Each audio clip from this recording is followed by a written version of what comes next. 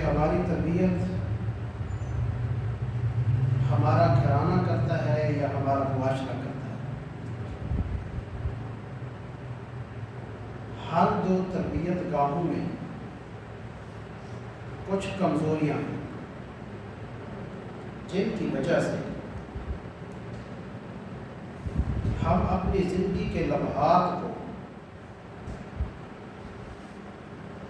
بڑی بے دردی سے ضائع کرتے ہیں۔ ہماری قوم میں بحیثیت مجموعی سستی، کاہلی، کام چوری، ہر وقت طبیعت میں بے چینی، بے قراری، تھکاوٹ کا احساس، کام کرنے سے دل چرانا، یہ ہمارے مزاج ہے۔ پھر اگر ہم دینی لحاظ سے دیکھیں تو اس اعتبار سے بھی کمزور ثابت ہوتے ہیں۔ کوئی شخص ہمیں کوئی ذمہ داری دیتا ہے، اس ذمہ داری میں بے ایمانی، بددیانتی، وقت کا پورا نہ دینا، ڈنڈی مارنا، تھوڑا کام کر کے زیادہ شو کرنا اور احساس ذمہ داری کا نہ ہونا، یہ عام ہمارا مزاج ہے۔ حالانکہ اسلام ہمیں ہر معاملے میں چوکنا کرتا ہے، ہر اعتبار سے ہمیں اسلام تربیت کر کے ہوشیار کرتا ہے۔ ایمانداری کے لحاظ سے اعلیٰ اخلاق والا مسلمان وہ ہے کہ جس نے جو ذمہ داری لی اس کو صحیح معنی میں پورا کرے، چاہے مالک سر پہ کھڑا ہو یا نہ کھڑا ہو۔ ایک دفعہ زبان سے جملے نکل گئے کہ یہ کام کروں گا تو بس جان چلی جائے، کام نہ جائے۔ پھر اس ذمہ داری کو ہر چیز سے زیادہ ترجیح دے کے وہ نبھائے۔ ہمیں اسلام یہ اخلاق سکھاتا ہے۔ میں اکثر کہتا ہوں مسلمان ہم ہیں مگر مسلمانوں کا کردار کافروں کے پاس ہے۔ کردار انہوں نے اپنا لیا۔ وہ لوگ اس حوالے سے بڑے وسعت نظر ہیں، انہیں دنیا میں نفع دینے والی کوئی چیز کسی قوم سے بھی مل جائے وہ حاصل کر لیتے ہیں۔ وہ یہ نہیں دیکھتے کہ یہ مسلمانوں کے قوانین ہیں، وہ یہ نہیں دیکھتے کہ مسلمانوں کی اخلاقیات ہیں، وہ یہ دیکھتے ہیں کہ اس کا معاشرے پر اثر کیا ہے، اس کو وہ اپنا لیتے ہیں۔ یہ ہمارے ہاں چلتا ہے، بھائی یہ تو کافر ایسے کرتے ہیں، ہم کیوں کریں، یہ تو ان کی روش ہے، یہ تو ان کا طریقہ ہے۔ ہمارے اندر تنگ نظری دین میں نہیں، معاشرے میں۔ دین میں تو وسعت نظری ہے، دین میں تو آپ کو دیا بھی اتنا کچھ ہے، کسی اور قوم سے لینے کی ضرورت ہی نہیں۔ اخلاق اتنا اچھا دیا ہے کہ اس جیسا اخلاق کسی مذہب نے، کسی قوم نے نہیں دیا۔ کردار اتنا اچھا دیا ہے کہ ویسا کردار آج تک کسی کا نہیں رہا۔ دنیا ایسی دی ہے کہ جس پر رشک کیا جائے، اور آخرت ایسی دی ہے کہ جس پر رشک کیا جائے۔ ہر اعتبار سے اسلام بہترین مذہب ہے، مگر چونکہ عملی لحاظ سے ہم کمزور ہیں، عملی لحاظ سے، اخلاقی اعتبار سے ہم انحطاط کا شکار ہو گئے۔ اس وجہ سے نام کا مذہب تو ہمارے پاس رہ گیا ہے۔ بیٹا باپ کے پیسے چرا لیتا ہے، کام کا یہ بدل رہا ہے. استاد شاگرد کو دھوکہ دے دیتا ہے, شاگرد استاد کو دے دیتا ہے. یہ ہمارے پاس اخلاق ہے. جس دکان پہ آپ کو ملازم کھڑا کیا گیا وہیں سے وہ چوری کر کے نکلتا ہے. جو ادارہ آپ کو سونپا گیا اس میں بددیانتی اور خیانت کرتا ہے. یہ ہمارا اخلاق ہے. اگر ہمارا اخلاق اچھا ہو تو ہمارا اخلاق ہمیں اپنا محاسبہ کرنا سکھاتا ہے. جی اگر اپنا محاسبہ آپ نہیں کر سکتے تو پھر سمجھ لیں, اپنے ضمیر کا فتویٰ خود سن لیں, آپ اخلاق میں گرے ہوئے ہیں. جب اپنا محاسبہ خود کرنا سیکھ جائیں گے, جس کو ہم کہتے ہیں اپنے گریبان میں جھانکنا. کبھی یار اندھیرے میں بیٹھ کے, ایک کونے میں بیٹھ کے, تنہائی میں بیٹھ کے, یکتائی میں بیٹھ کے, ذرا گردن جھکا کے سوچ تو لیا ہم کس پانی میں کھڑے ہیں, میرا رب مجھ سے مطالبہ کیا کرتا ہے اور میں کیا کر رہا ہوں, میرا رب مجھ سے کیا چاہتا ہے اور میں کتنا اس کو سروائیو کر رہا ہوں, میری زندگی کا مقصد کیا ہے, کیا میں پورا کر رہا ہوں, میں جو کچھ کماتا ہوں کیا وہ کچھ شریعت کے مطابق کماتا ہوں یا پھر اس میں ڈنڈی مارتا ہوں, کیا میں اپنی اولاد کو حلال کھلا رہا ہوں, کیا میرا اخلاق اچھا اخلاق ہے, کیا میرے ہمسائے مجھ پر راضی ہیں, میرے دوست مجھے سخی سمجھتے ہیں یا بخیل, میرا حلقہ احباب جو ہے وہ کیسے کردار والے لوگوں پر مشتمل ہے, اچھے اخلاق والے ہیں, اچھے کردار والے ہیں, نشہ کرنے والے ہیں, چوری کرنے والے ہیں, ڈکیتی کرنے والے ہیں, فراڈ کرنے والے ہیں, یا پھر وہ تبلیغ کرنے والے ہیں, اچھے لوگ ہیں, وہ نمازی ہیں, وہ حاجی ہیں, وہ غازی ہیں, وہ پرہیزگار ہیں, تہجد گزار ہیں, نمازی, وہ قرآن پڑھنے والے ہیں, کون سے میرے دوست ہیں, میرے حلقہ احباب میں لوگ کون سے؟ ان چیزوں کا کبھی محاسبہ کیا کریں, کبھی بیٹھ کے سوچا کریں. جب یہ والی چیز آپ اپنے اندر پیدا کر لیں گے نا, یقین جانیں پھر آپ جمعے میں لیٹ بھی آئے نا تو اثر نہیں ہوگا, کیونکہ آپ نے اندر کے مفتی کو جگا دیا ہے نا, تو باہر کے مفتی کو پھر سنیں یا نہ سنیں. اپنے ضمیر کو جب آپ جگا لیتے ہیں نا تو ضمیر سب سے بڑا مفتی ہے, سب سے بڑا ملامت کرنے والا ضمیر ہے, اور راہ ہدایت پر صحیح گامزن کرنے والا آپ کا اپنا ضمیر ہے. میں آپ کو لاکھ نصیحتیں کرتا رہا ہوں, تبلیغیں کرتا رہا ہوں, واعظ کرتا رہا ہوں, قرآن پڑھ کے سناتا رہا ہوں, حدیث پڑھ کے سناتا رہا ہوں, یقین جانیے اثر نہیں ہوگا جب تک کہ یہ مردہ دل زندہ نہیں ہوگا, جب تک آپ کا ضمیر خود زندہ نہیں ہوگا, جب تک آپ کا ضمیر یہ نہیں کہے گا کہ یار یہ واقعی کرنا ہے یار میں نے, جب تک اندر کی ٹھانیں گے نہیں نا تب تک میری نصیحت اثر نہیں کرے گی.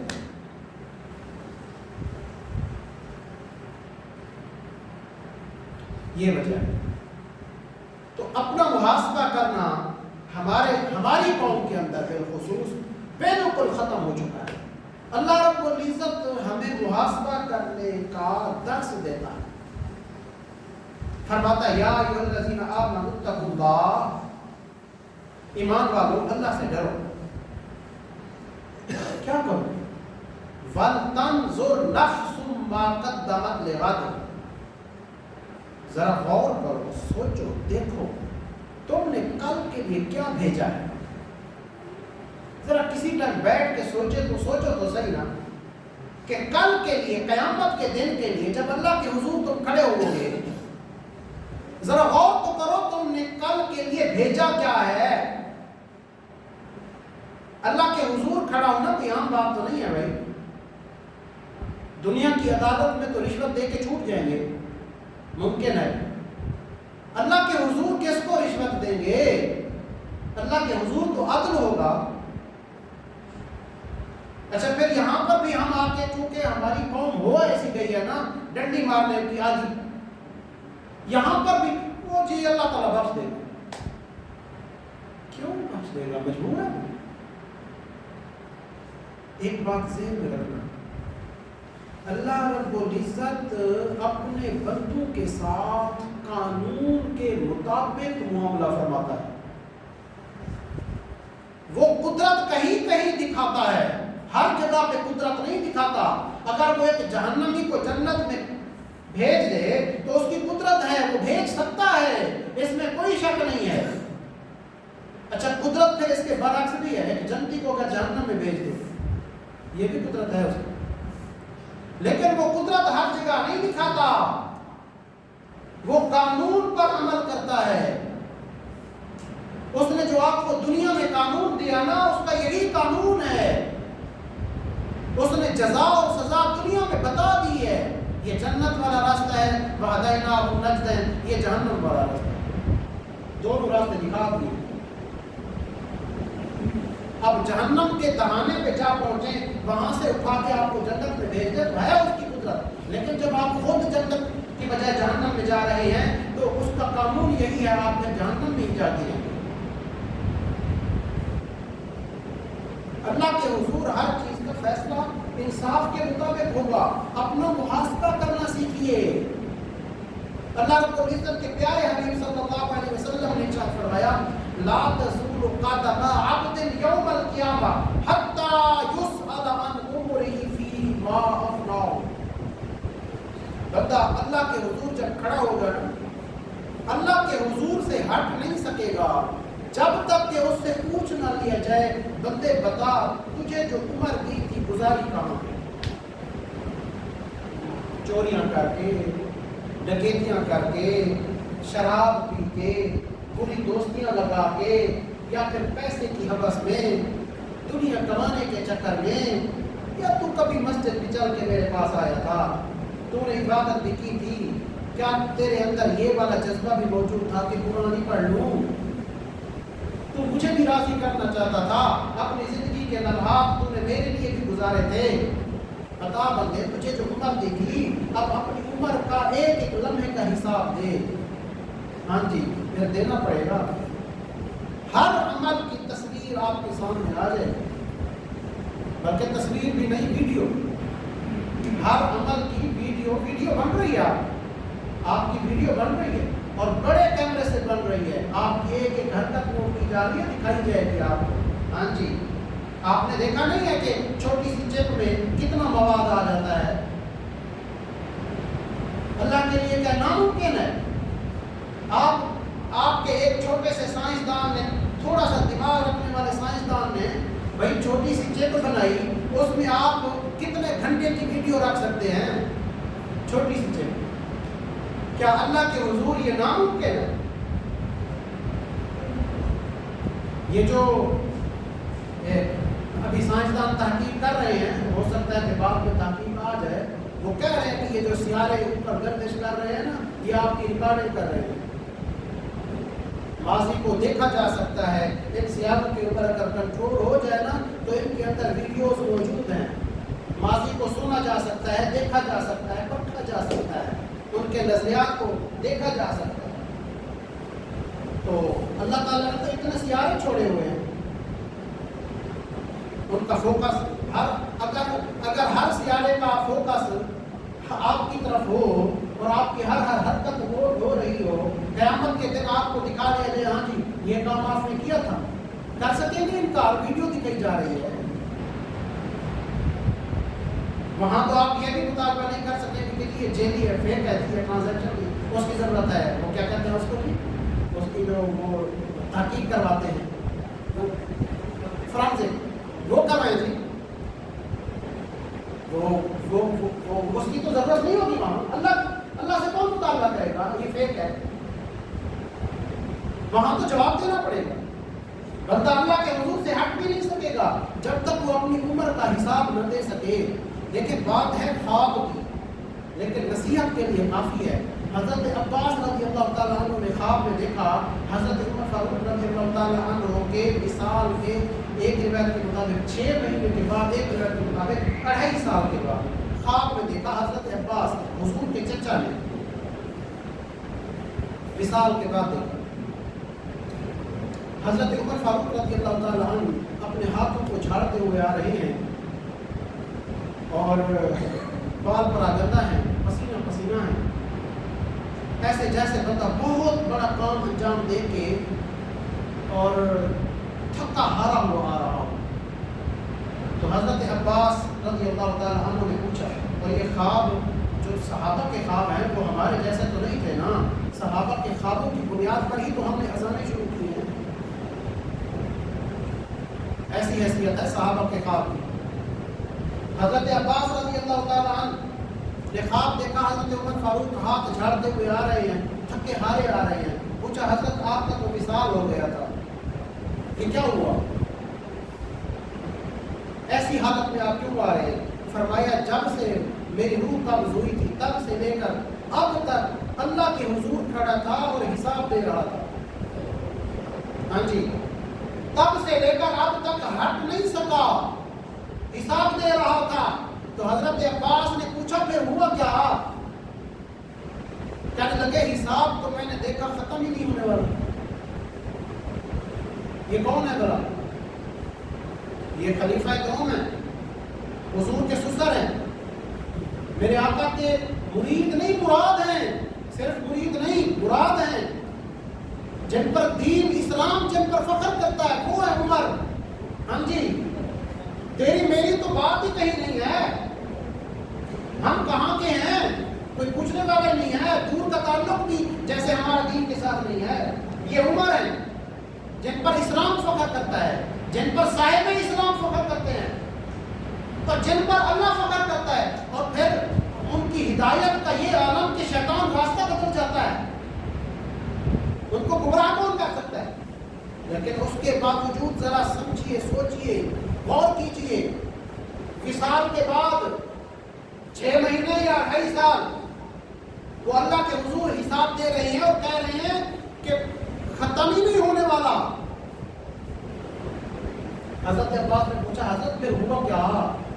بتائیے تو صحیح، پھر جان کیسے چھوٹی، پھر بچے کیسے؟ کہنے لگے مجھے لگا قیامت تک ہی ختم نہیں ہوگا، یہ تو اگر ایک ایک لمحے کا حساب دوں تو قیامت تک ہی ختم نہیں ہوگا۔